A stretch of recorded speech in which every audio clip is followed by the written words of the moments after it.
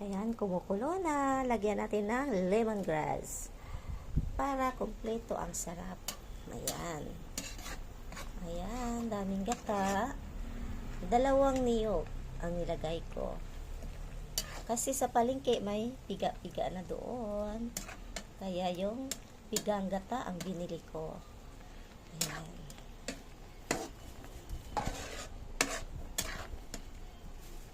Ayan.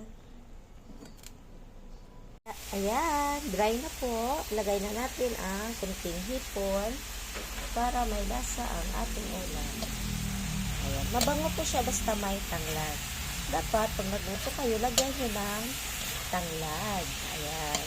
Minsan, pag walang, yung iba, pag walang tanglad, ang nilalagay ay luya. Ayan. Ayan, o dry na siya. Masyado siyang malinamnam kasi 2 niyog ang nilagay ko. Ayan. Mayak-maya, luto na po ang ating kamuting kahoy. Ayan. Talbos ng kamuting kahoy. Ayan. Ito na po ang finale ng ating ulam. Luto na siya. Ayan. Masarap ang ating gulay. Ayan po. Thank you for watching. Bye!